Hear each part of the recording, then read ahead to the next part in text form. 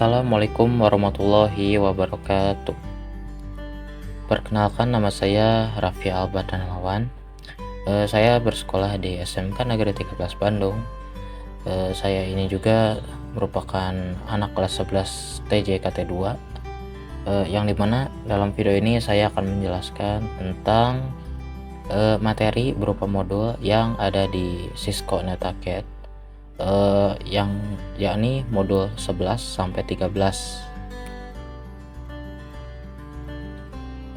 Tentu saja ya, materi modul ini saya sudah rangkum gitu dengan bahasa saya sendiri. Oke, kita lanjut saja. Yang pertama, Cisco modul 11 yang berkaitan dengan IPv4 addressing. IPv4 address structure. Nah, yang pertama ada network dan host. Alamat IPv4 adalah alamat hierarki 32 bit yang terdiri dari bagian jaringan dan bagian host. Saat menentukan porsi jaringan versus porsi host, Anda harus melihat aliran 32 bit. Subnet mask digunakan juga untuk menentukan bagian jaringan dan host. Contohnya seperti pada picture yang di bawah ini. Oke, next. Yang kedua ada prefix range. Prefix range ini adalah panjang awalan, ya kan? Panjang awalan adalah metode yang tidak terlalu rumit yang digunakan untuk mengidentifikasi alamat subnet mask. Panjang awalan adalah jumlah bit yang disetel ke satu di subnet mask, dituliskan dalam notasi garis miring atau slash. Oleh karena itu, hitung jumlah bit di subnet mask dan tambahkan dengan garis miring atau slash. Contohnya seperti ini ya, ada prefix range atau /8, /16, /24, /25 sampai /30.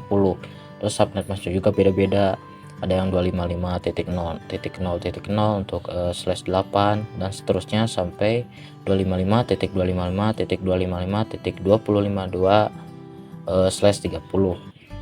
Nah, ini untuk oktetnya ya, 11110 gitu. Next, IPv4 unicast, broadcast, and multicast. Ini tuh kayak semacam transfer gitulah atau transmisinya. Yang pertama unicast. Unicast ini adalah transmisi yang mengirimkan paket ke satu alamat IP tujuan. Misal contohnya PC dengan alamat IP 172.6.16.4.1 mengirimkan paket unicast ke printer yang memiliki alamat IP 172.16.4.253. Contohnya seperti di gambar ya, ini si paket itu baru dikirim dari PC ini yang IP address-nya ini, kemudian dikirim lagi langsung ke printer yang IP address-nya ya sama kayak yang diterangkan di sini. Oke, next. Broadcast ini adalah sebuah transmisi yang mengirimkan paket ke semua alamat IP tujuan lainnya. Misalnya PC di 172.16.4.1 mengirimkan paket siaran ke semua host IPv4. Nah, ini ya, awalnya dari sini, kemudian pas sudah dikirim ke switch, dikirimkan lagi ke semua sampai menemukan host yang ibaratnya mah benar dicari gitu. Terus sudah itu nanti dapat respon dari alamat host tersebut, kemudian dikirimkan lagi ke si pengirim. Next, multicast. Multicast ini adalah transmisi yang mengirimkan paket ke grup alamat multicast. Misalnya PC yang tadi, PC 172.16.4.1 mengirimkan paket multicast ke alamat grup multicast 224.10.10.5. Ya, ini awalnya dikirim dari sini, kemudian ditujukan ke switch hingga disebarkan gitu kan. Jadi ini tujuannya mah dikirim ke alamat multicast. Nah, kayak gini nih, kayak gini nih. Nah, di bawahnya ada kan 224.10.10.5 gitu kan ya, dikirimnya ke alamat itu nih, kayak gini. Oke, next. Subnet subnet IPv4 network. Subnet yang pertama, subnet pada batas oktet. Jaringan paling mudah di subnet pada batas oktet /8, /16, dan /24. Nah, perhatikan juga bahwa menggunakan awalan yang lebih panjang akan mengurangi jumlah host per subnet. Contohnya prefix /28, subnetnya itu 255.0.0.0. Nah, subnet mask in binary-nya kayak gini ya. N itu melambangkan network, sedangkan H itu hostnya yang bisa dipakai gitu. Nah, ini contohnya 1.1.1.1.1.1.0 seterusnya sampai beres. Yang dimana host yang available-nya itu ada 16.777.214 pengguna atau host. Kemudian yang /16, subnet masknya 255.255.255.0.0, yang dimana networknya itu sama kayak yang di atas, cuman ini ada 2 oktet, tinggal sisa 2 oktet lagi. Yang host available-nya ada 65.534 host. Kemudian /24 kelas C ini A, B, C, subnet masknya itu 255.255.255.0, yang dimana si subnet mask n binary-nya nyisakan 1 oktet untuk 0. Ya, terus host yang available-nya juga ada 254. Next, pada tabel pertama 10.0.0.0/8 di subnet menggunakan /16, dan pada tabel kedua menggunakan subnet mask /24. Seperti ini ya gambarnya. 10.0.0.0/16 yang host range-nya itu dari 1 sampai 254. Ya, ininya kelihatan juga di sini 255 kayak gitu. Dan broadcast-nya sudah pasti ya, ambil yang terakhir 10.0.255.255. Oke. Dan seterusnya gitu. Terus yang di sini juga sama 10.0.0.0/24. Host range-nya dari 1 sampai 254. Isinya nggak ada lagi karena ini kelas C. Broadcast-nya sama kayak yang awal. Diambil yang terakhir 10.0.0.255 dan seterusnya. Subnet dengan awalan /16 dan /8. Pertimbangkan perusahaan besar yang memerlukan setidaknya 100 subnet dan telah memiliki alamat pribadi 172.16.0.0/16 sebagai alamat jaringan internalnya. Contohnya kan dia butuh 100 gitu kan, 100 setidaknya 100, dan 100 itu udah terpenuhi dengan /16 itu, kebanyakan malahan. Nah, ini nih sudah terpenuhi 100 pengguna ya kan. Next, masih sama, misalkan ISP kecil yang membutuhkan 1000 subnet mask untuk kliennya menggunakan jaringan 10.0.0.0/8, yang berarti ada 8 bit di bagian jaringan dan 24 bit host tersedia untuk dipinjam ke subnetting. Dan ini ya, kan 8 bit tadi dipakai buat network, terus 24-nya sisanya. Nah, ini masih sisa banyak, dan tapi tercukupi dengan berapa? Dengan 1 2 3 4 5 6 7 8 9 10. Dengan 10 sudah terpenuhi gitu subnet yang dibutuhkan, yang jumlahnya 1024. Next, variable length subnet mask atau atau disingkatnya VLSM lah. IP yang pertama ada IPv4 address conversion. Diperlukan 7 subnet, yaitu 4 LAN dan 3 tautan WAN, dan jumlah host terbesar ada di gedung D dengan 28 host. Subnet mask /27 akan menyediakan 8 subnet dari 30 alamat IP host. /27 ini perlu diketahui, /27 ini host available-nya ada 32. Host available-nya 30. Akan ini di building A atau gedung A itu ada 25 host, gedung B 20, gedung C 15, gedung D 28. Nah, di sini kita perlu menyambungkan mereka satu sama lain si routernya. Nah, router ini pertama ada dua host ini kan, dua host ini disambungkan dalam satu maksudnya gini, ada perantara di sini dimasukkan alamat IP yang satu network dengan dia gitu kan. Kemudian jadi saling IP root lah intinya mah. Terus ini dihubungkan ke router 2 dan seterusnya mengikuti cara yang awal. Next, masih sama, namun one link point to point hanya memerlukan dua alamat, dan oleh karena itu membuang 28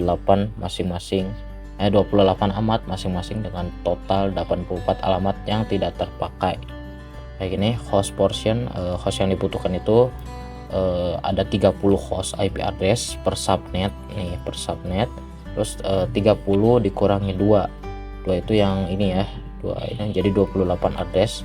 Nah, dari 28 address ini dikali 3 sama ini, 3 84 address yang are unused atau tidak terpakai. Next, struktur design. Ya, yang pertama, perencanaan alamat jaringan IPv4. Perencanaan jaringan IP sangat penting untuk mengembangkan solusi terukur pada jaringan perusahaan. Untuk mengembangkan skema pengalamatan dengan IPv4, Anda perlu mengetahui beberapa banyak subnet yang dibutuhkan, berapa banyak host yang diperlukan oleh subnet tertentu, perangkat apa yang merupakan bagian dari subnet, bagian mana dari jaringan Anda yang menggunakan alamat pribadi dan mana yang menggunakan alamat publik, dan masih banyak faktor penentu lainnya. Yang kedua, penetapan alamat perangkat. Dalam suatu jaringan ada berbagai jenis perangkat yang memerlukan alamat. Yang pertama, contohnya seperti end user client. Sebagian besar menggunakan DHCP untuk mengurangi kesalahan dan beban pada staf pendukung jaringan. Klien IPv6 dapat memperoleh informasi alamat menggunakan DHCP v6 atau SLAAC. Yang kedua, server and peripherals. Ini wajib atau harus memiliki alamat IP statis yang dapat diprediksi. Yang ketiga, server that are accessible from the internet. Server harus memiliki alamat IPv4 public, paling sering diakses menggunakan NAT atau NAT. Yang keempat, intermediary device. Jadi perangkat perantara diberikan alamat untuk manajemen jaringan, pemantauan, dan keamanan. Yang kelima, gateway. Router dan perangkat firewall adalah gerbang bagi host di jaringan tersebut. Oke, next kita lanjut ke modul 12. Modul 12 ini berkaitan tentang IPv6 addressing. IPv6 address representation. IPv6 addressing formats. IPv6 address panjangnya 128 bit dan ditulis dalam hexadesimal. IPv6 address tidak peka huruf besar kecil dan dapat ditulis dalam huruf kecil ataupun besar. Format pilihan untuk penulisan IPv6 address adalah x.2, x.2, x.2, x.2, x.2, x.2, x.2, x.2, dengan setiap x terdiri dari 4 nilai heksadesimal. Dan nanti dikasih contohnya.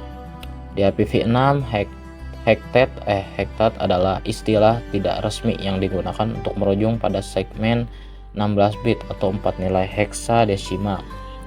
Contohnya, kalau contoh pembentukannya mungkin ini formatnya ya. 20.8.2.0.2.2000.2000.2000 dan yang di bawah juga sama. Cuma beda angka doang. Next, IPv6 address type sama kayak IPv4 sebelumnya ya, ada perbedaan dikit ya.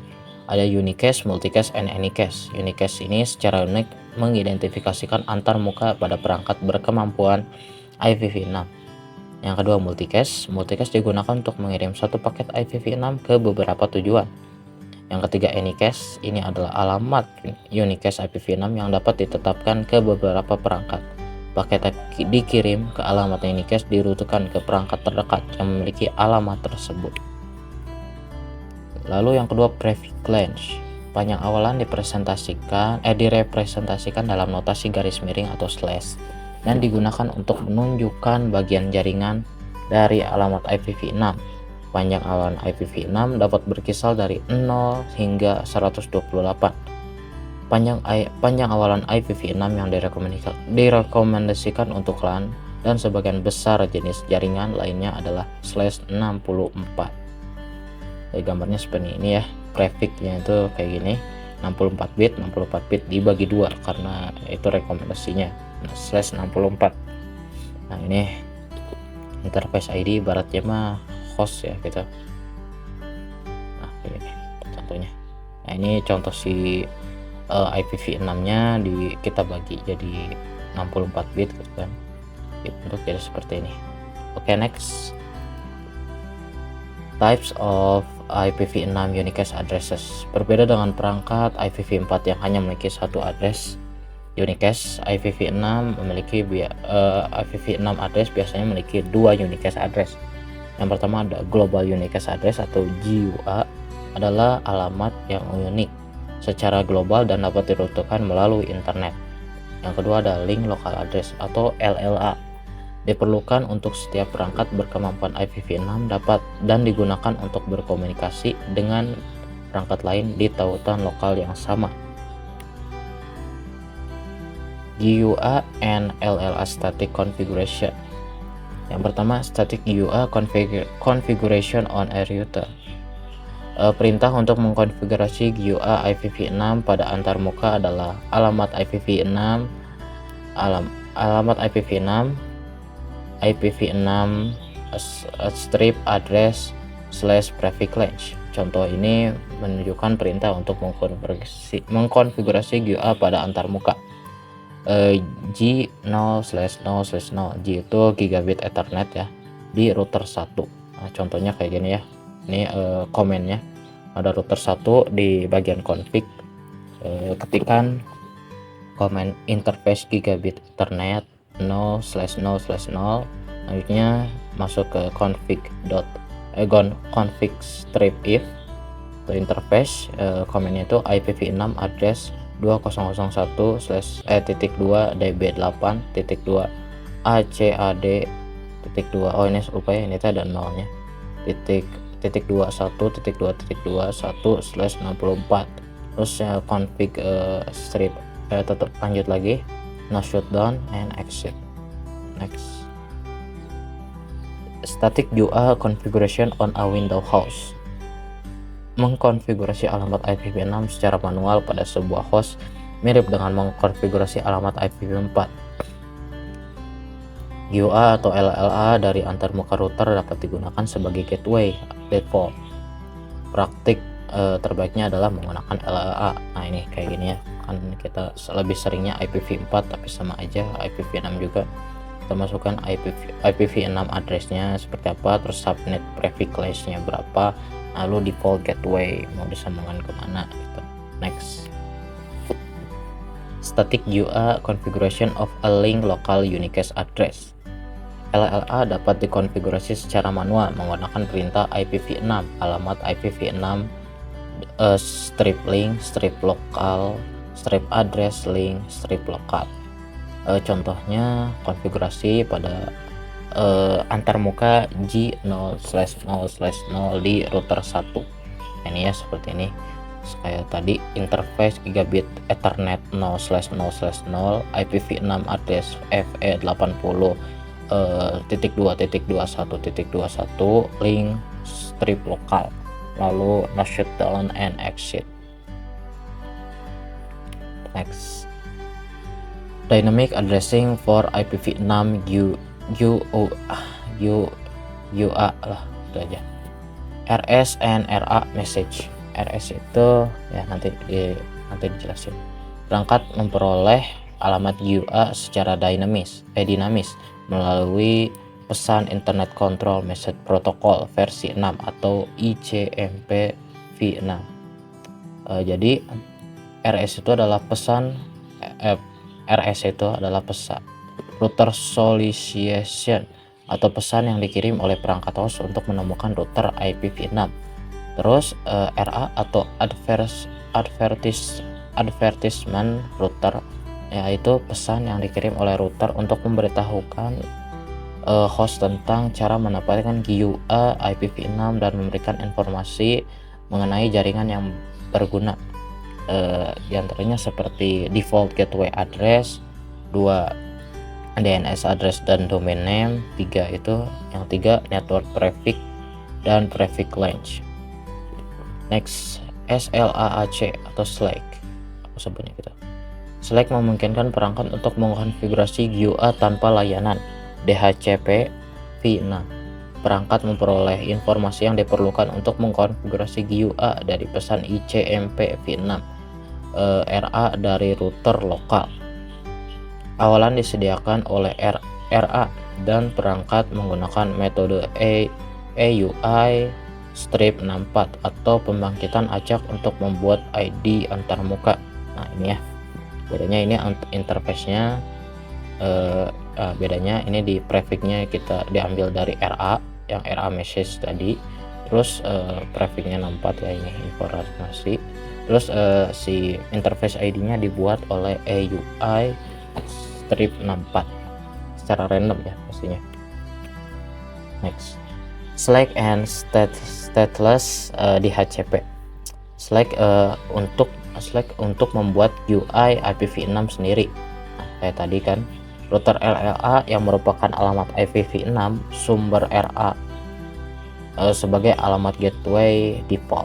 Stateless DHCP v6 server mendapatkan informasi seperti alamat server DNS dan nama domain. Ini gambarnya kayak gini ya, 1, 2, 3. Lalu stateful DHCP v6, router RA yang merupakan alamat IPv6 sumber RA untuk alamat gateway default. Server DHCP v6 stateful untuk mendapatkan GUI, alamat server DNS, nama domain, dan informasi lain yang diperlukan. Hampir mirip sih ini fotonya. Next, sekarang dynamic addressing for IPv6 LLA. Dynamic LLAS. Semua antarmuka IPv6 harus memiliki LLA IPv6 seperti GUI IPv6 LLA dapat dikonfigurasi secara dinamis. Gambar berikut, ya ini gambar di sini menunjukkan LLA dibuat secara dinamis menggunakan awalan FE80.2.2 prefix 10 dan /10 dan ID antarmuka menggunakan proses AUI strip 64 atau angka 64 bit yang dihasilkan secara acak. Nah ini ya gambarnya. Nah ini gambarnya. Next, dynamic LLAS on Windows. Sistem operasi seperti Windows biasanya akan menggunakan metode yang sama untuk GUA yang dibuat /SLAAC dan LLA yang ditetapkan secara dinamis. Nah ini ya, secara AUI strip 64 generate interface ID, IP config, window IP configuration, internet adapter, local area connection specific DNS suffix. Ini IPv6 addressnya, baik lokal IPv6 default gateway-nya, terus random 64 bit generate interface-nya. Beda dari sini nih. Nah ini random sini ya. Next, dynamic addressing for IPv4 GUA. Ini salah judul. LLA maksudnya. Dynamic LLAS on Cisco router. Router Cisco secara otomatis membuat LLA IPv6 setiap kali GUA ditugaskan ke antarmuka. Secara default, router Cisco iOS menggunakan AUI strip 64 untuk menghasilkan ID antarmuka untuk semua LLA pada antarmuka IPv6. Berikut adalah contoh LLA yang dikonfigurasi secara dinamis pada antarmuka G0/0/0 R1. Jadi R1 Di sini show interface gigabit ethernet 0/0 dan terus ini masuk ya. Show IPv6 interface brief. Ini di Windows ya, kayak gini. Beda kalau di Debian atau apa. Oke, next. Kita lanjut ke modul 13 yang berkaitan tentang ICMP yang tadi disebutkan ya. ICMP message ada dua jenis, ada ICMP v4 dan ICMP v6 message.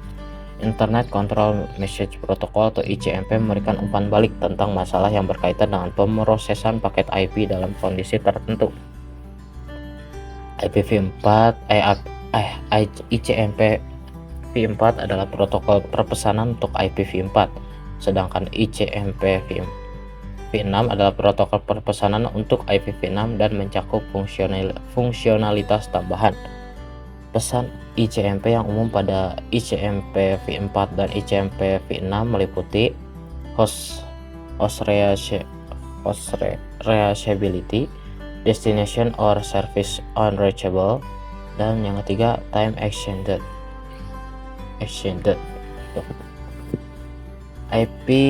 ICMP v6 message. ICMP v6 memiliki fitur-fitur baru dan peningkatan fungsionalitas yang tidak ditemukan atau tidak dimiliki di ICMP v6, termasuk 4 protokol baru sebagai bagian dari Neighbor Discovery Protocol atau ND atau NDP. Perpesanan antara router IPv6 dan perangkat IPv6 termasuk alokasi alamat dinamis adalah sebagai berikut.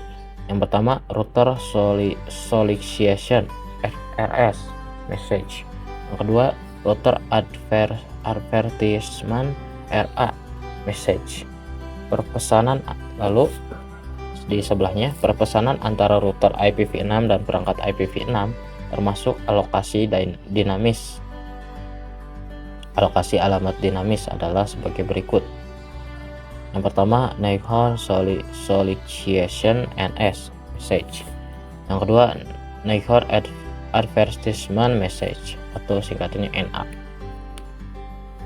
Lalu ping and tracer out test.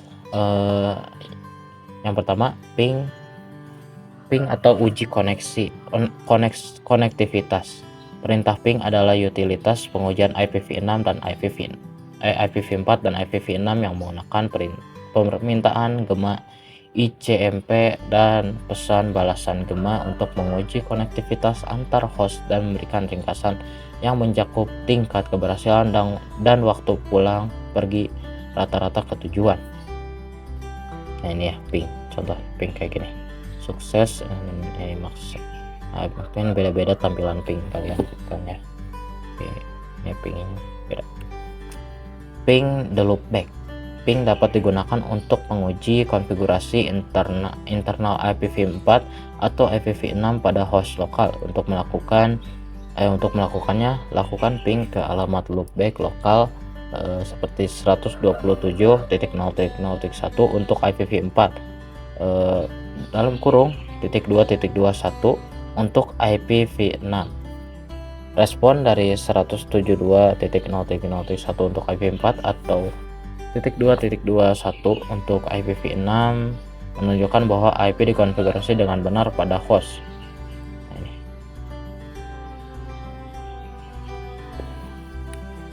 Ping the default gateway. Jika ping ke gateway default partial, berarti host dan termuka router yang berfungsi sebagai gateway default beroperasi di jaringan lokal. Jika alamat gateway tidak merespon, ping dapat dikirim ke alamat IP host lain di jaringan lokal yang diketahui masih beroperasi. Nah, ini gateway-nya. Ping a remote host. Ping juga dapat digunakan untuk menguji kemampuan host lokal untuk berkomunikasi melalui internet network. Host lokal dapat melakukan ping ke host di jaringan jarak jauh. Ping yang berhasil disuruh internet network mengkonfirmasi komunikasi di jaringan lokal. Tracer out atau test the patch. Tracer out atau tracer adalah utilitas yang digunakan untuk menguji jalur antar dua host dan menyediakan daftar hop yang berhasil dicapai sepanjang jalur tersebut. Tracer out menyediakan waktu pulang pergi untuk setiap lompatan di sepanjang jalur dan menunjukkan jika lompatan gagal merespon. Tanda bintang digunakan untuk menunjukkan paket yang hilang atau tidak dibalas. Informasi ini dapat digunakan untuk menemukan router bermasalah di jalurnya atau mungkin menunjukkan bahwa router dikonfigurasi untuk tidak membalas. Jadi sekian saja rangkuman dari modul 11 sampai 13 Cisco NetPacket yang saya buat. Mohon maaf bila ada kata yang tidak berkenan atau ada penjelasan saya yang kurang benar atau salah. Terima kasih sudah mendengarkan, sudah menonton video ini. Saya Raffi Albar Darmawan. Terima kasih dan sampai jumpa.